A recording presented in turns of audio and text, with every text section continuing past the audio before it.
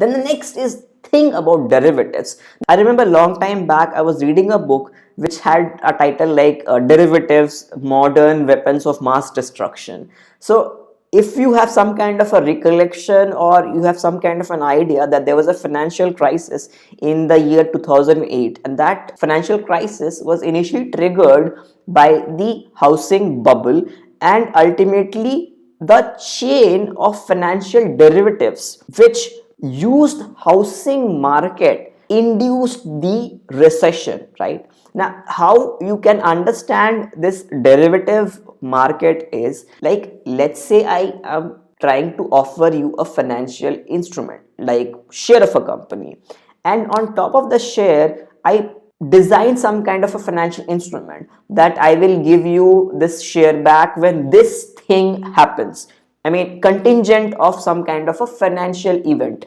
Now you also, on top of that contingency, you plan something that no, I don't want just this share, I also want some other share. So I'm just giving a fictional idea about how derivatives are made. They are just made using the help of an underlying financial asset, and they are just designed in a very synthetic way so that an end user will not understand what is the underlying theme of the derivative, because derivative by the nature and the name of it looks like it's derived from some kind of an inherent financial assets, and that's perfectly fine. So if you do not understand what's inside the financial derivative, what is the underlying asset, you will have no idea that how is this derivative going to perform. Essentially, financial derivatives are a way to deal when you are a very sophisticated investor, when you are worried about hedging, about speculation and all those things. But to a naive investor, to a naive person, to a layman, derivatives are best left alone. Next thing is, I learned more about economics from CFA level 1, and it made me switch from just the basic understanding of supply and demand to full-fledged economic concepts. Now, this exposed me to the idea that economics has a lot of depth and I need to explore it, and probably that is one of the reasons why I did my masters in quantitative economics from ISI Kolkata. Next thing which I will have to talk about is the idea of the role of financial advisor. Whenever you talk about financial advisor, now CFA level 1 gave me this idea and understanding that I can understand the role of financial advisor if I understand the concept of principal agent problem in microeconomics.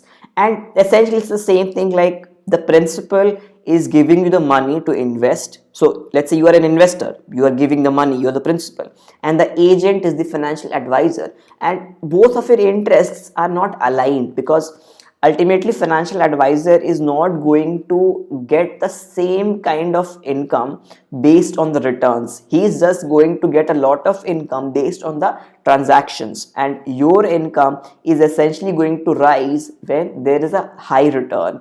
And yes, this is simplification of the financial advisor's role, but there are many layers to it. But ultimately the idea is that there's a principal agent problem here, and CFA level 1 teaches you a lot about ethics and about portfolio management, and when you read about these two things, you will understand that what is the role of good financial advisor and how you can be one. The last and not the least is long versus short. Long means whenever you are long on some financial asset, you are expecting that it will rise, and whenever you are short in a financial instrument, you are expecting that it will fall.